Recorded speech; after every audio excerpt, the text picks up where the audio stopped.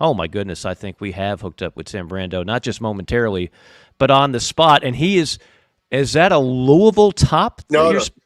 Arizona, baby. Oh, we're going NFL. Yeah. We're going NFL. I'm doing well. Now, why the Arizona Cardinals of all things? Swag.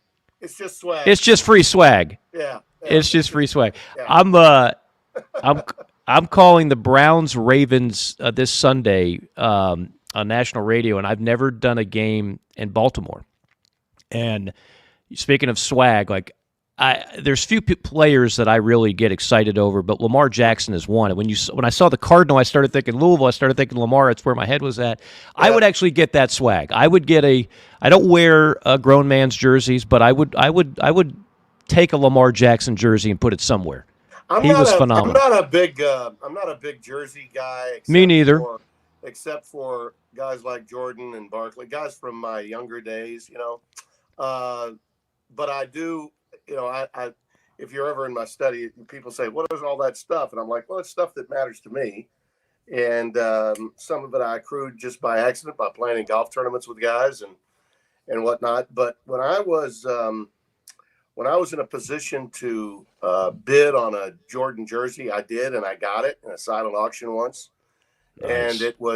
And I did his second game back wearing 45 when he hit a shot over Steve Smith when I was doing Hawks games back in 96, or 95. Wow. The 95 year when he came back. And it was a memorable game. In fact, I think it might actually have been 94 now that I think about it. It was 94, I believe, because it made the Sports Illustrated year in review, and they used part of Johnny Red Kerr's call and part of my call in the same play. Nice. Which was pretty funny. Yeah.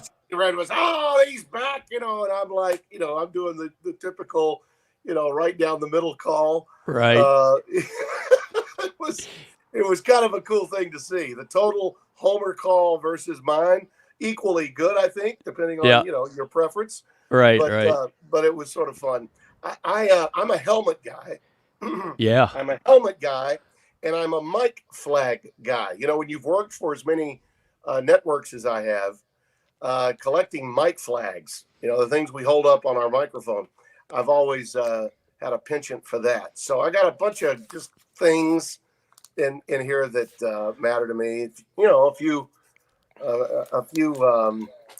awards that also matter, in my ego walls that surround me. I see the Emmys behind you. I see the Emmys over the right shoulder. Sports Hall of Fame thing and a few other deals that, but yeah, I'm not big on grown men jerseys, especially from guys that are, 50 years younger than me. I never, They have to be from my earliest days in the business when I was, right. Really excited, like, oh gosh, I'm calling a Michael Jordan game and a Michael Jordan moment, or a Barkley moment, those types of things. And I'm also friends with a few of those guys, and how close I am to some probably has an impact on me. I got a Joe Torre signed when I did Braves games. I got, a World Series with Ernie Johnson Sr. I got a World Series ball with Glavine and Maddox and those guys. And then the next year when Torre beat him, it just so happened my agent at that time also represented Torre. So, and I knew Joe, so he gave me one. And those things sort of mean something to me. I think you and I have a very similar collection of mic flags. You've got more than I do, but we both have ESPN and Fox, Braves. There's a Panthers. You and I both call Panthers preseason games. This was one of my favorites. I'll grab it. This is the old TNT mic flag. No, I don't have that. That is big time right there. Oh, heck yeah. TNT, NBA. Didn't they had the Sunday Night Football package? Wasn't it split with TNT and ESPN first few years? Is that right? Vern did those games. Yeah. Gary Bender and then Vern. Yeah.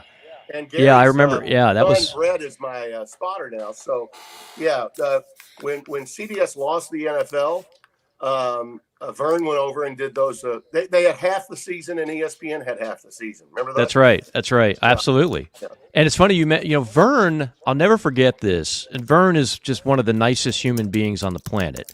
Yeah, So he is. when I was calling games in South Carolina, I was fortunate to win the NSSA, which is National Sports Writers and Sportscasters Association, Broadcaster of the Year a few times. NSMA, correct? Now it's NSMA. Yeah, they changed it, right. I don't know why, but so my plaques are incorrect. But anyway, speaking of swag. You're dated. So, dated? Yeah, exactly. I'm dated. I'm not going to win it now because I don't call it for a team anymore. Yeah. And I don't think I'm winning the national award. And every time I won the national award, it was either Nance or Vern.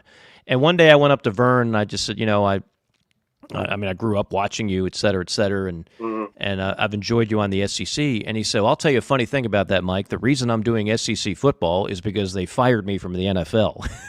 That was a demotion. Yeah. Yes, it was it was considered a demotion at the time. People don't know that story. Yeah. But that's exactly what it was. Well, I know you do.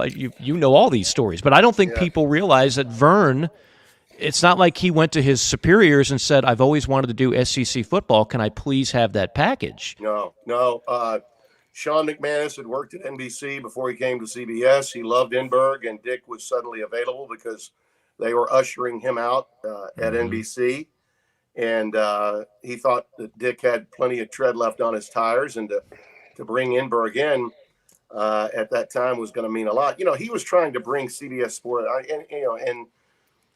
in defense of the move that moved Vern back. Okay, the superiors at CBS were trying to, and Sean McManus, who just announced his retirement, he was trying to get CBS Sports back and bringing in as many signature voices.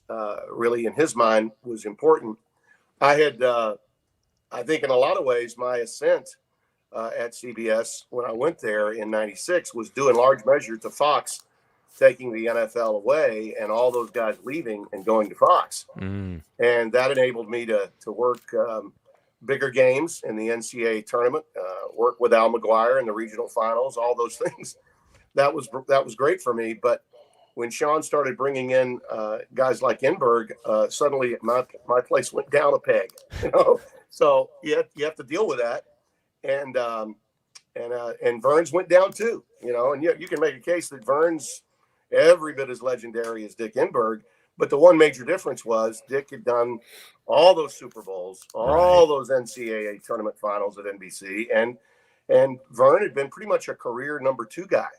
At CBS. He never was the number 1 guy. So I think it was a couple of things. He thought that he could give Vern college football, and Vern would be very accepting of it and excited about it because he had done it for all those years at ABC before he came to CBS. A lot of people don't know that he did that, but he was working behind Keith Jackson. That's where he got his break, really, was at ABC. But the reality was Vern hadn't done a college game in probably 25 years. Right. So he was, oh boy, the booths aren't as nice. The hotels are smaller. The trips are to I might have to take a puddle jumper into some of these towns and to start Vegas, and so I think he was a bit reticent to the notion at the time, but I think it extended Vern's career by probably 10 to 15 years. He went to the SEC because the league took off, right about that time. And Enberg, I think probably left CBS a good 5 or 6 years before Vern did. Vern had life well beyond most people's thoughts, I think, because he had all those great games. And despite what anybody wanted to say about Uncle Vern, as he aged, I still say this, Mike, in the moment, okay, in the moment. It's a little bit like bench coaching versus game preparation, right? Some coaches are great during a game. They may not be the best at preparation, leading up to the game, but in the game, they're locked in. I think a lot of play-by-play guys historically prepare really, really well, but in the moment, there's maybe some hesitation, or maybe there's a lack of being assured of exactly what you're going to say, or how do you react in the moment in real time. Mm-hmm. I don't think anybody in any sport was better than Vern Lundquist in real time.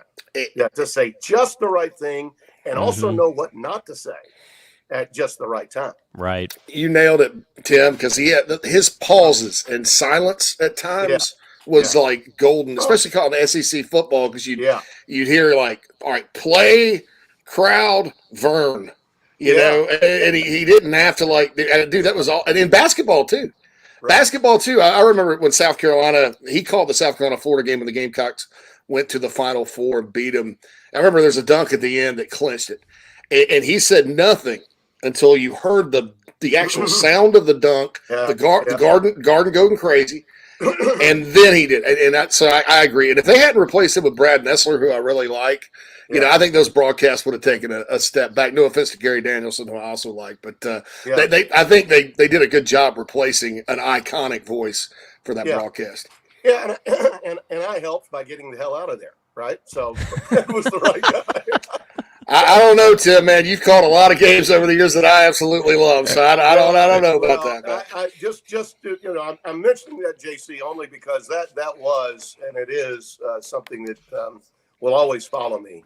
You know, Tim, why did you leave so abruptly? And you know, a lot of it was you know, Tim Brando had to look himself in the mirror a little bit on that one, and I fell in a wonderful spot. I'm forever happy to be at Fox, but I think a lot of people thought I was going to be the heir apparent to Vern, including me, and that did not happen. But Brad, it came up the same time as I did. We're about the same age.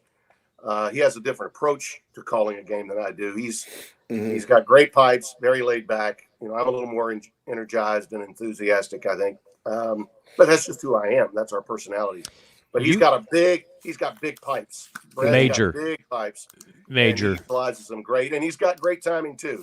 He's wonderful. And I joke with Brad whenever we talk. I said, you know what? With Vern gone and Musburger gone, we're the new old guys. You know, we really are. We're the new old guy. You know. Tim, we had somebody mention maybe if you can get a little closer to the mic, I guess where you're maybe a little drowned out compared to us. There we go, well, and we get to see a closer look at you. My earbuds are not working today too. That might be part of it. So we don't want to waste those pipes of yours. And on that note, and by the way, Nessler kind of reminds me of Ron Franklin in a way that it's good. That's a good comparison. Yeah. You know what? Because it's and I grew up on Ron Franklin as a kid watching a lot of SEC football. It's great pipes. And it's the subtlety. It's very kind of low key, laid back, kind of what I would call an easy listen. And people fell in love with Ron Franklin before he was shown the door. And we had Brad on, I guess, about a year ago, and he was wondering what his future was going to be with the CBS SEC deal winding up. Well, now, of course, with the Big Ten coming, I would think Brad's in pretty good shape to. He'll be fine. Yeah. So I mean, that was obviously a plus for him. Yeah, he's going to be great. CBS is going to be great. I think Sean McManus, who, by the way, I correspond with a good bit now, and the good news about my separation from CBS was that they allowed me to control the narrative in my exit, and when Fox was vetting, they were very, very kind to me, and I wound up with a golden parachute, as it turned out. So I have nothing but great memories of my time at CBS. And, you know, the truth be told, that whole deal with the Big Ten, CBS and NBC negotiated with my bosses at Fox. Fox had control of the deal, and they really made that sort of an NFL kind of deal. Mm-hmm. You know, the blueprint of what the NFL did, and Fox, you know, controlled it, and then they sold it out to NBC and CBS to keep them involved in college football, which I think is for the ultimate good of the sport. You know, the more different carriers you have, I think the better it is for the sport in question. You know, if you only have one or two major carriers, I think a lot of times it's not good for the league. You want to have, you know, the Big Ten is now effectively going to be on from noon till midnight, you know, on the three biggest carriers you could possibly have, not on cable. Now, that is to say that being on FS1 or the Big Ten network isn't a good thing, because it is. but to have your main three games on Fox, CBS, and NBC in order, and that's the way it'll be beginning next year when the SEC deal goes away for CBS. That's a heck of a thing.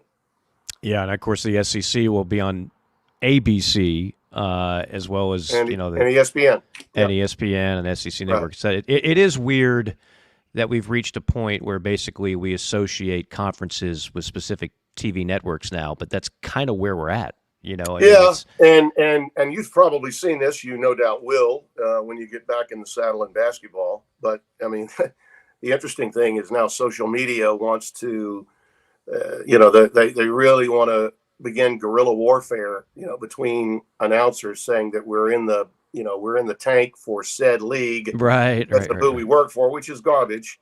Yeah, but it's just the nature of the culture we have today with the consumer, because they consume news that way, so therefore they believe that they should consume sports that way. I don't think so that's true, but that's the way it is. And if they only knew what us as announcers truly want, I always tell people the only way they'll sometimes, and I don't get a whole lot of slack of being a homer for this team or this conference or anything like that, since I made the adjustment from radio to TV, but there's always going to be that 1% that, I mean, Joe Buck went through this. The Yankees fans thought he was a Red Sox fan. Red Sox fans thought he was a Yankees fan.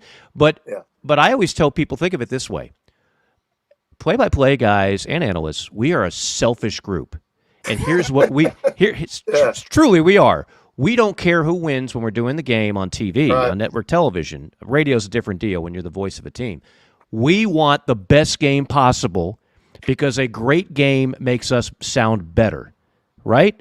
So just look at it in those terms, and I think then all of a sudden people are like, yeah, you are selfish. I can believe that. Yes, you really do want a good game, because you're going to have better ratings, you're going to sound better, you're going to have better calls, that's what we all want. We don't want a blowout. We don't want a boring game. So when you put it in those terms, I think people are convinced, I get that. Yeah. No, we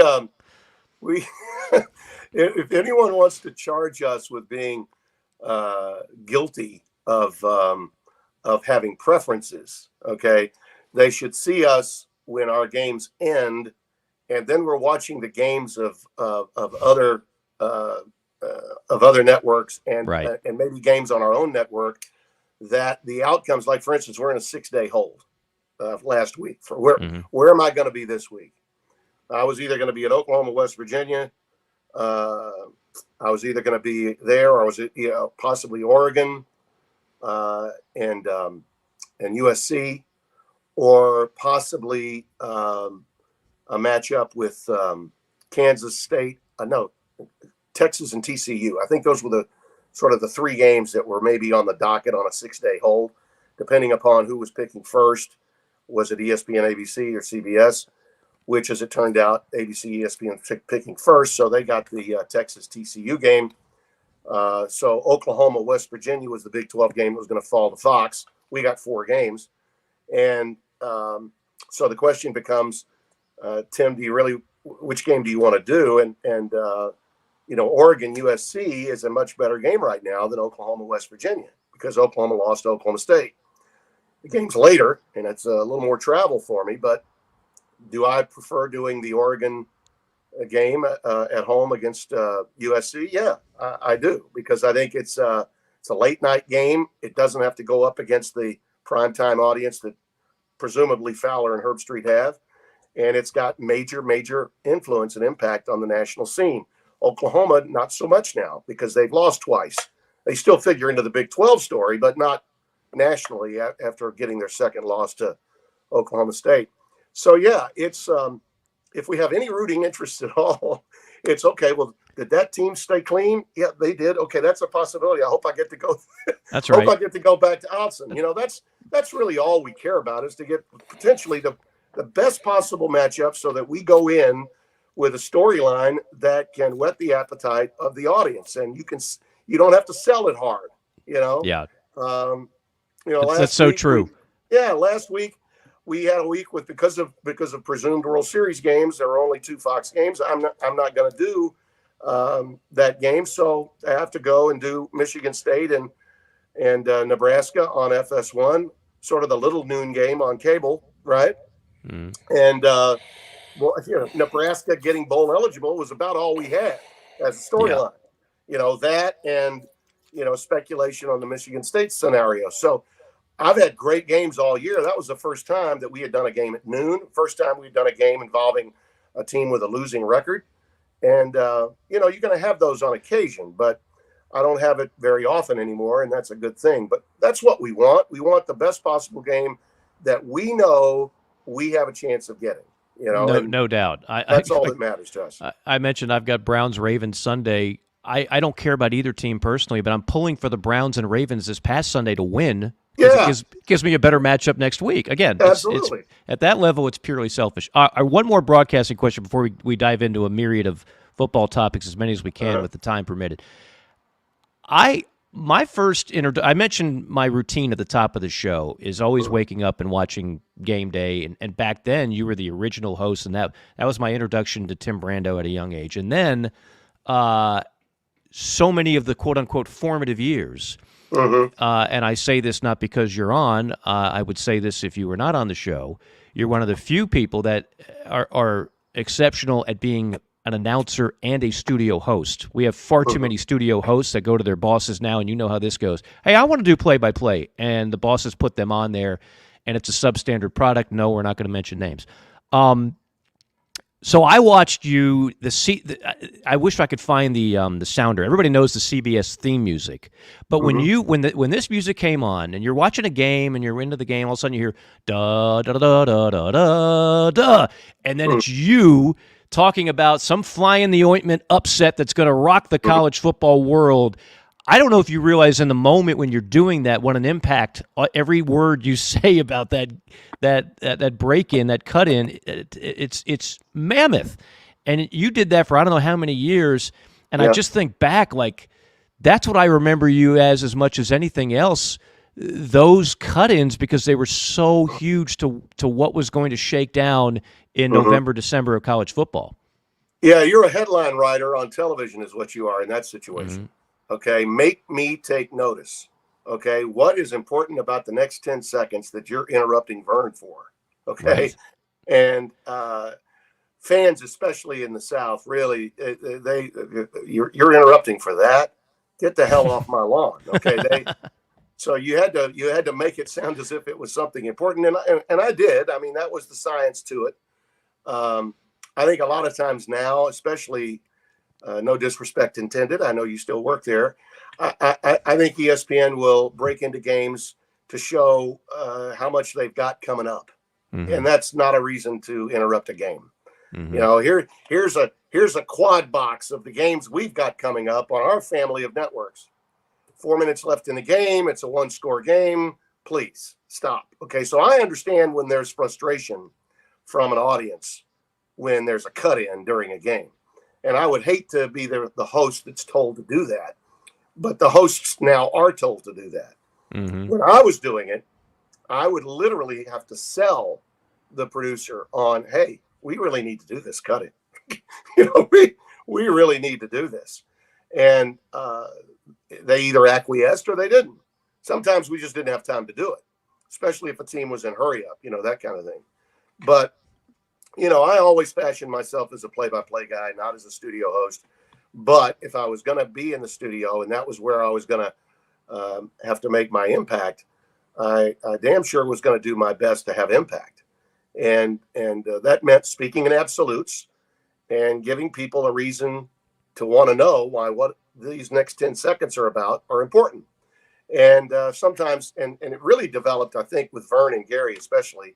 Vern got a kick out of it. He was like, oh, Timmy, he enjoyed that one, didn't he? Vern would get back and we'd have dialogue with it. And it was just a lot of fun, because a lot of the guys, and you could always tell, I think, Ron Franklin especially had disdain for a cut-in for no reason.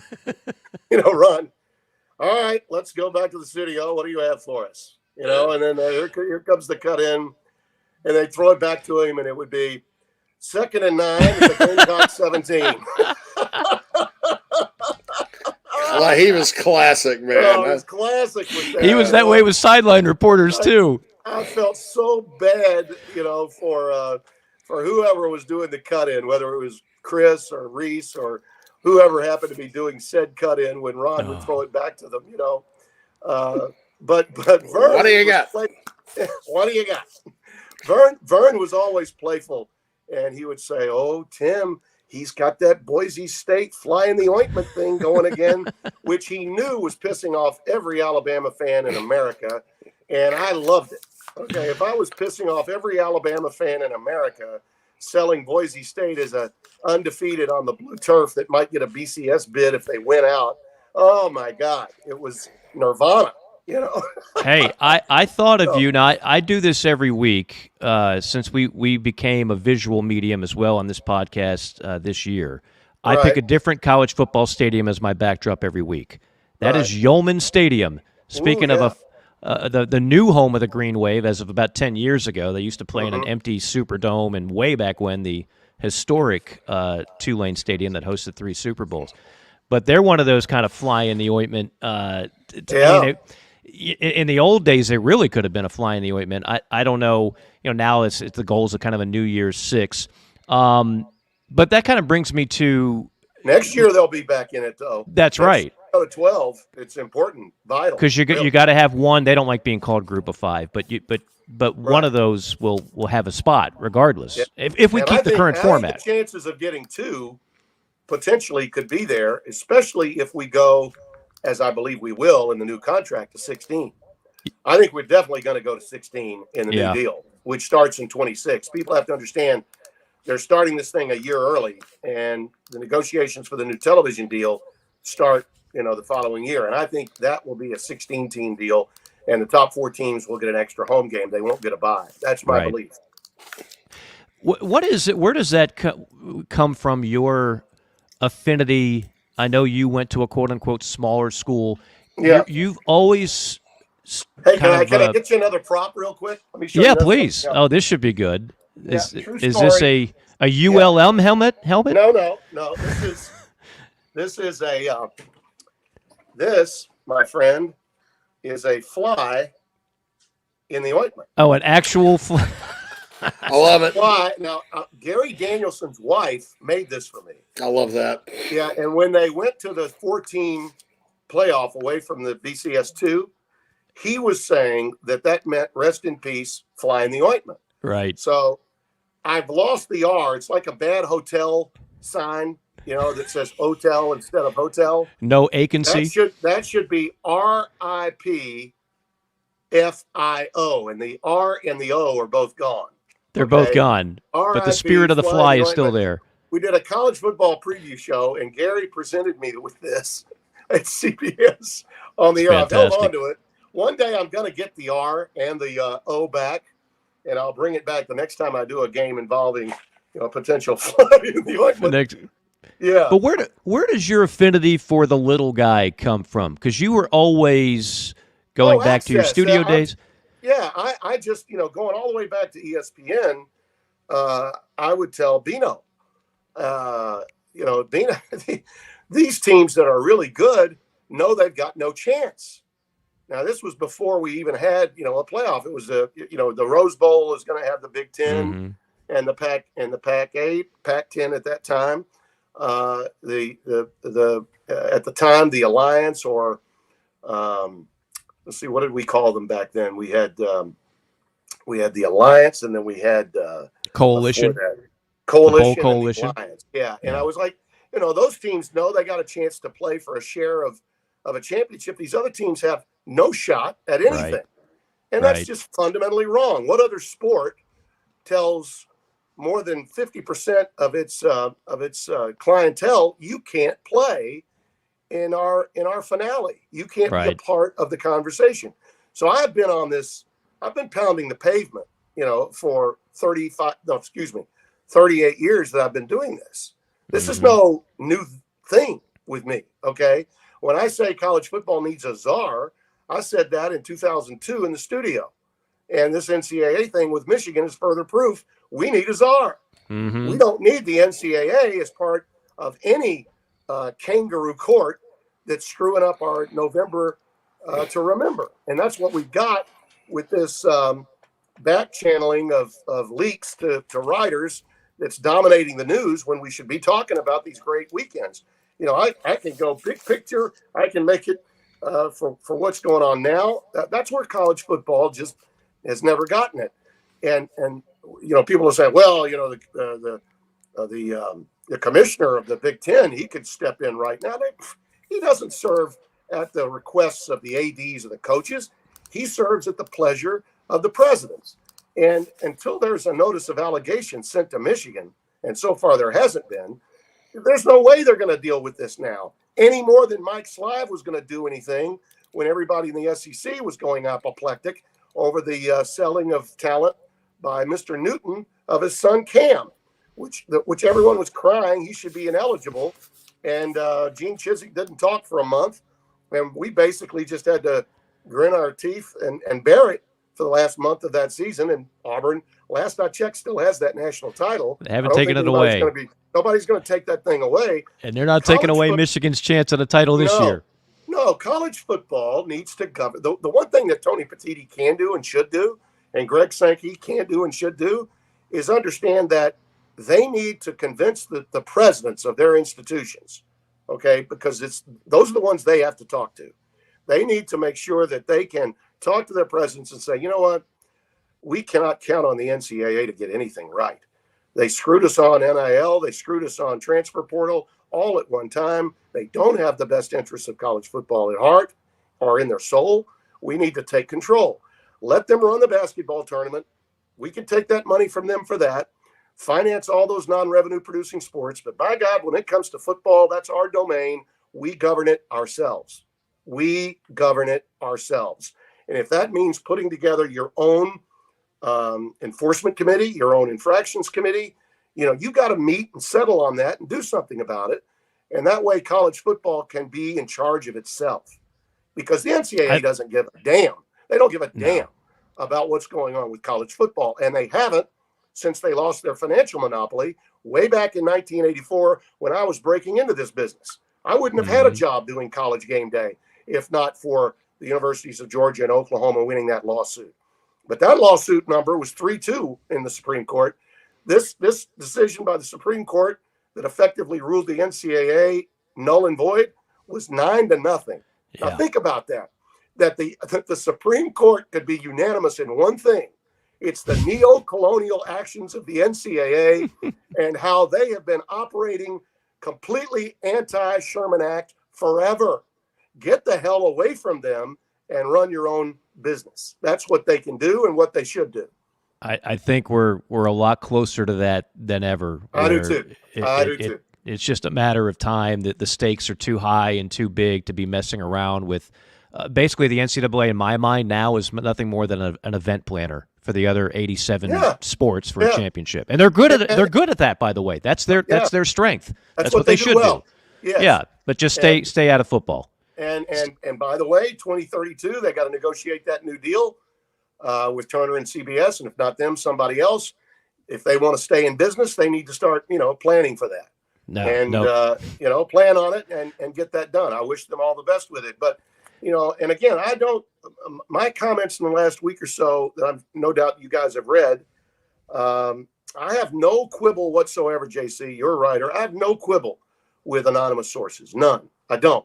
Okay. I used them myself in my career as a broadcast journalist, especially when I was doing studio work. So, I'm not going to find fault with anonymous sources, but where these guys are all getting the story on Stallions. They're getting it from directly from the NCAA. They have no transparency or honesty whatsoever. All they do is legislate against human dignity and get their stories out through the voices of the print media. That's what they do. And it just reeks to me. And who's to say there's not another Connor Stallions? No problem with the writers. Right. They do what they have to do. They're doing their job. They've got jobs too. They've got a job to do. But I can see through it, and I think most knowledgeable fans can too. Yeah, and there might be another Connor Stallions out there for another school. And if so, that might be channeled out there pretty soon. We're 10 weeks in. Let's do kind of a spanning of the globe with Timmy B here. Just your overall impressions, big picture here on the season thus far. Most exciting ever. I mean, it's been most exciting ever. I just think it's been unbelievable. Okay. Right now, I have not done my top 10 for this week yet, but I will tell you, Michigan's still going to be number one for me, regardless of what the committee says about Ohio State and their strength of schedule at this stage. I think they've played to their own standards, but in a private room without consequences, if you asked me, Tim, how would Michigan fare against Oregon or Washington on a neutral field, I would tell you I would take the opposition. I would, because I think they don't have enough offense to hang with those teams. And I think the defenses of both of those teams are good enough. Like, for instance, Washington yields a lot of yards. I mean, a lot of yards. They are in the ranking of the top 20 of red zone defense. They stifle people when they get inside the red zone. Oregon's defense, and especially their front, is really good. They wreak havoc on people. And you could argue that their loss to Washington was a game that Dan Lanning outsmarted himself with analytics and maybe, pull the analytics card out one too many times. Mm-hmm. I think those are the best two teams playing right now. I'd also tell you Florida State is without question a better football team than Alabama or Georgia, in my mind. Wow. Either of those teams. Really?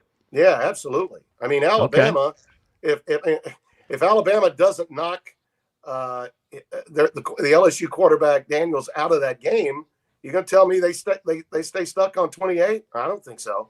Yeah. I think that they would have had to have scored 50 to win that game. If and by the way, that was the definition of targeting. I know.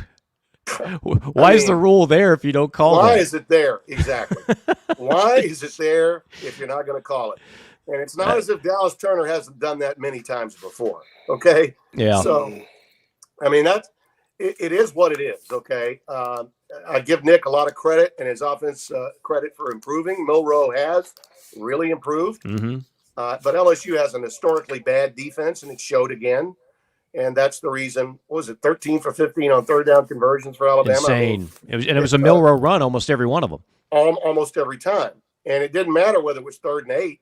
He could run for 12, that's 13, right. 15, whatever was necessary. So, LSU didn't deserve to win the game, but Alabama is not all that. I mean, they aren't. No, I think Georgia's a bigger argument. Yeah. I think, with a healthy Brock Bowers. I simply can't get the Auburn game out of my mind with Georgia. I cannot get it out of my mind. Auburn is not a very good football team. Georgia really struggled in that game. I can't unsee that. Now, I think that, Georgia is certainly a better team than Alabama, but I don't think if they had to play in the Pac-12 week in and week out with those teams that you got to score against to win, it's almost the same argument SEC fans love to say about any other team anywhere else. Hey, if that team played in the SEC, they'd have 3 losses. How many times you hear that?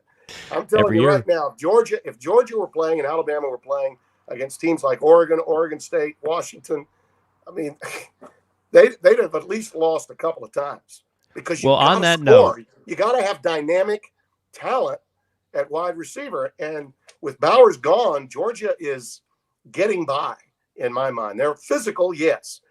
And he's got depth, no doubt. But I don't think they've got the dynamics.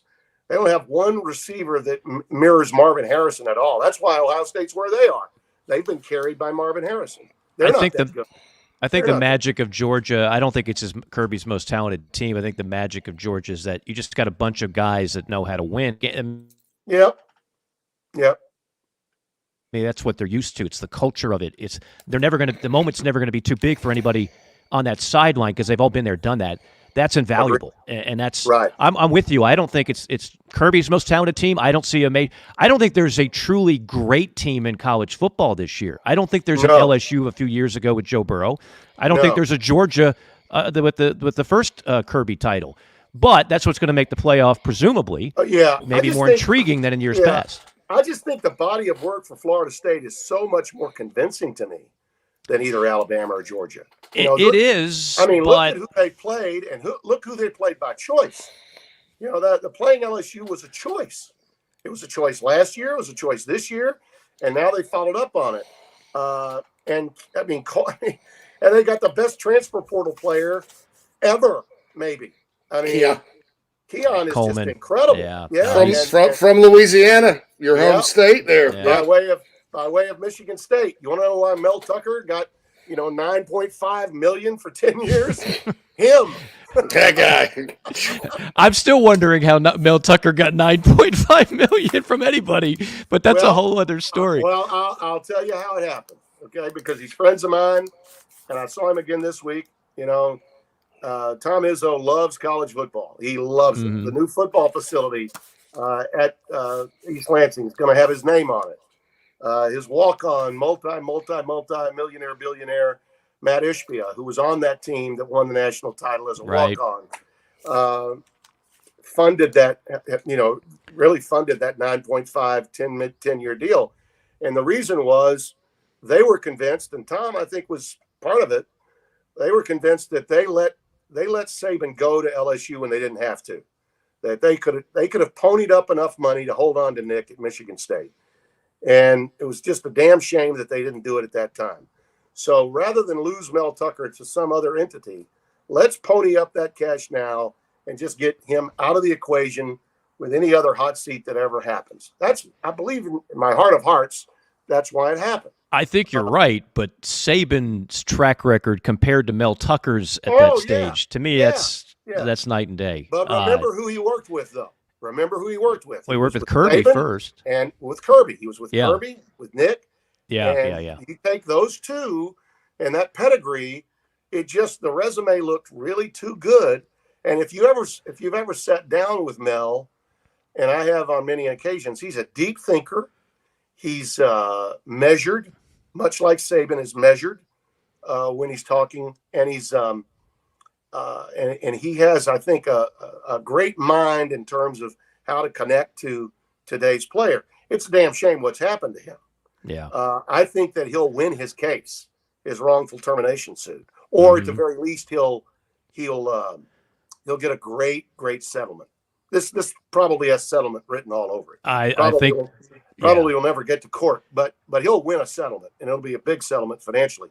But he'll never coach in college football again. Ever. Not at that level. No chance. No chance. What about, since we're wrapping things up with Tim Brando? Tim, you and I and JC, we could go for hours. You knock it out of the park every time we have you on, which is why you're one of the few. There's a special spot reserved for like the 3-timer club on JC and Morgan. You got Lugan Bill, you got maybe one other. When I look at where college football is now with coaches salaries, and I did a whole thing the other day on buyouts and where we are there, and we have gotten to the point, coaches being on the hot seat is not something new. No. But I think, and I don't know if there's a study of this out there, I think if you look at the average duration of time Power 5 coaches are able to maintain their employment before getting whacked, it's got to be lower than ever. And therefore you got the buyouts and the dead money, but there's more TV money to pay the dead money. I don't know if it's good for the game, bad for the game, but man, oh man, it's like you can't cover a conference, and you and I can't go into a game and meet with these guys without seeing the absolute anxiety because half of them are on the hot seat. Half of them are on the hot seat. It's never been this bad, for lack of a better word. And sadly, and this is especially true, I think, for the younger guys, Mike, that coming up today. You don't get to know them the way we once did. Right. I walk into a room now, I'll be in 2025, I'll be in my 40th year nationally. Okay. Wow. For 40 years since I started doing games at ESPN. And then game day came in 87. That was 38 years ago. I was on the sidelines in 86 with Mike Patrick and Pat McAnally on CFA primetime when we had just, because of that ruling by the Supreme Court, got the CFA contract for primetime games. That was the biggest show ESPN had in 1986. And it got the ball rolling for that network. It really did. It created really the great success of the 80s that was ESPN, and then that rolled into the 90s. And they went from the little cable that could to the 1,200-pound gorilla of the industry. Okay, so college football was responsible for that. But, back in our day when we were coming up, if you got to know Roger Baldessari at Notre Dame, Langston Rogers at Ole Miss, Paul Manasseh at LSU, Bob Bradley at Clemson, Don Bryant at Nebraska, Tim Tessalone at USC, Mark Dellins at UCLA. You had an in. You could get to the coach. You could find out the things you needed to find out. Now, the people that are working in sports information, they can't get to the coach until they talk to the operations guy for the coach. Okay, so now you got to layer another political layer of immunity for the coach to stay away from the reporters. Okay, any reporter. And so when we go into these meetings sometimes, because I'm a familiar face and voice that's been around for a while, I don't run into the same necessary roadblocks that others in our business do, which that's fortunate. I'm fortunate in that regard, but I sense it. I can see that they're under the gun, and with the portal and with NIL, their job description has changed drastically in the last 18 months, and it's had a tremendous impact on them. When I watched, and not just watched, but listened to the Dabo Swinney moment with Tyler on the phone. Tyler from Spartanburg. I thought to myself, oh, Dabo, don't go there. He reminded me of my younger self. Dabo did. He really reminded me of my younger self, that he felt the need to tell his story too hard and for too long. And regardless of how sincere he was in talking to Tyler, no matter what he said, it may have felt one way on its way out of his mouth, but it landed quite the wrong way for him. And it was going to land even worse for him the longer he went on. If a guy like Bob Bradley were still at Clemson today, or let's say Tim Brando, who's dear friends I know with Dabo. Tim's one of the all-time best. Tim's a great guy, but he's working more with NBC now than he is with Clemson. I'm sure Tim would want to just take Dabo and bring him over and say, Coach, just say it. What you said made sense. Spend 30 seconds on it. Next caller, go ahead. Just don't pontificate and bloviate for 2.5 to 3 minutes here. Okay, because all you're doing is fueling the fire that this whack job is delivering.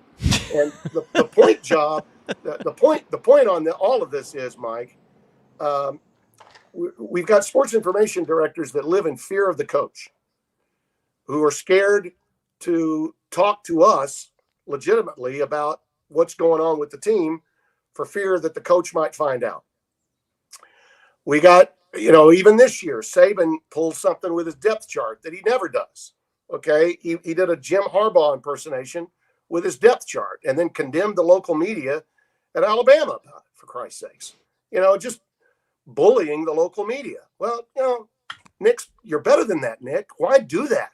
Okay, this is the power that comes from being the man on Mount Rushmore for so long. And I think Nick's a good man. I think Dabo's a great guy. Okay, but they are under the gun, and they're flying off the handle, and they don't realize how what they say impacts and the way it lands sometimes. And in Dabo's case, he's trying to play the "aw shucks, don't you know I'm Bobby Bowden" card, and that day is gone. That day has gone. You won't get by with that anymore. But the essence of his point, if he had just stayed the 1 point for 30 seconds, okay, I loved what the point was. I don't believe the level of appreciation matches the level of expectation. And he's right about that. He's absolutely, Mike and JC, he's right about that. But when you go on for 3.5 to 4 minutes about it, or whatever it was, it felt like 5. It might have been 2.5. I don't know. But it was just, man, wow, this is not good. And in Dabo's case, he has been hard-headed about the portal. There's no getting around that. And Florida State's success in the portal has only made that look more difficult for him. So, but the bigger point here is, yeah, the coaches are under the gun. The coaches are making so much money that they have so much more power in their world, and they don't have anybody in their ear, like a Bud Ford at Tennessee or a Claude Felton at Georgia, one of the last of of that era, by the way, the great Claude Felton. So glad he went into the Georgia Hall of Fame. One of the best there ever was. Vince Dooley wouldn't do a press conference without talking to Claude first. He wouldn't. I mean, those guys had influence and impact over the coaches. Coaches now are surrounded with yes men, and their circle continues to get smaller and smaller and smaller.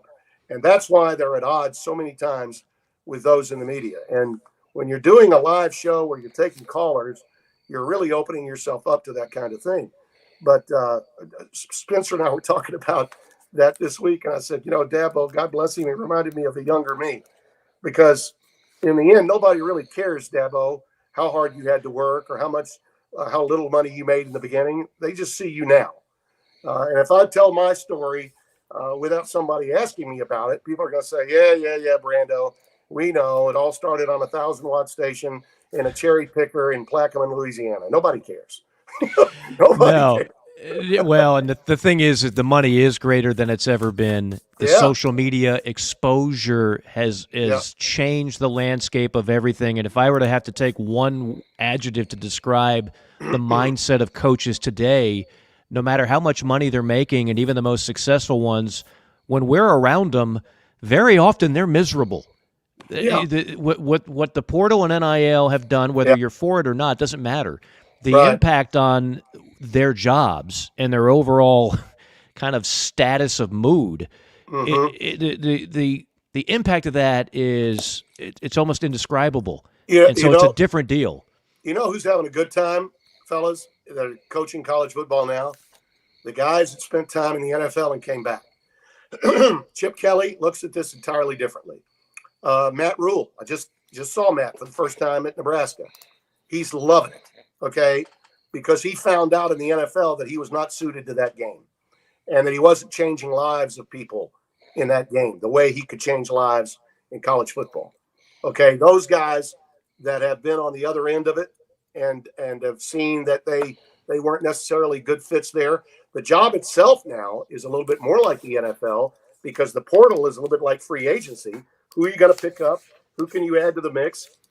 It's allowing some teams that know they can't get the players Kirby gets or Nick gets to possibly get them a year later out of the portal. Okay. So there's different ways to skin a cat, different ways to build your program up. And I think we're going to see some examples of that, in terms of teams that can win a national championship by virtue of it. Okay. It's not just about how well you recruit. Dabo's been hardcore about staying away from it just as much as Kirby. And Kirby's getting away with it for now. I don't know if it'll continue, but for now he is. I don't think his team is as good this year as people believe, but we'll see. But Dabo needs to, as they say, take a dip in the portal. He really needs to do that. Yeah, I'm pretty confident that's got to happen. It would also help if he recruited a couple more generational quarterbacks like Deshaun Watson and Trevor Lawrence. He didn't get those guys out of the portal. He recruited them, and for whatever reason, they're not getting those guys. They're not getting the wide receivers that they used to. Meanwhile, Kirby is it's like Noah's Ark. He's got two of everything at every position. Yeah, three of everything, exactly. Yeah. Tim, can't say enough. We always love the time, and I've gotten to know you personally over the years, and I can tell you, I always joke about the fact there are a lot of people that are the most folksy on air that people think, oh, well, he's a great guy, and behind the scenes, they're the complete opposite, as you and I both know. You are the real article, both on the air and behind the scenes, and again, we always cherish the time we have with you. Look forward to having you on again. It won't be as long a gap, hopefully, between your next cameo here on JC and Morgan. Well, I'd be happy to do it. And if people don't know, JC, when I'm on the road and I'm somewhere lonely between Denver and Laramie, Wyoming, this guy helps my 2-hour drive, with the driver in the front, me in the back seat. He helps that drive go a lot faster for me. So that is the ultimate compliment. That is the ultimate compliment. Tim, have a great call this week, and that should be a really exciting game. And again, we look forward to having you on again soon. Take care, my friend. You got it, fellas. All the best. Thanks, Tim. Mike, JC, all the best. Yes, sir. See you. Same to you. Bye-bye. Tim Brando, one of the best, has been for a long, long time, joining us here on JC and Morgan. We are over time. We are going to say goodbye, and that's okay. It was well worth going over the time. Our thanks again to Tim for joining us. Our producer, Phil Molinax, having to juggle a lot today, but he's been on point. And JC, always a pleasure. Okay, putting number 218 in the books. Your final farewell for today, sir. Yes, sir. Always great to hear from Timmy B. Always like to just sit back and listen. The broadcast industry has always intrigued me. He's absolutely right about Claude Felton, too. Back when I was a young writer in Gainesville, Georgia, in 2003. The best guy I ever wanted to deal with. Can't say the same thing about the lady at Georgia Tech, who is now at Georgia State. But when I was there, boy, Georgia was really easy to work with, and I do think Kirby's in good hands there. Because Kirby's a dog from way back, and he knows Claude, and I think they work together fine. But anyway, that's my take on that. All right. Again, we are past due. We'll be back with you next week. Again, you can catch us on a variety of platforms, including Spotify, iTunes, Google Play, and the video version on YouTube. You get to see JC's different visor every week and my stadium every week, Facebook and Twitter. Thanks for all of you for tuning in. We'll see you next time here on another installment of JC and Morgan. So long.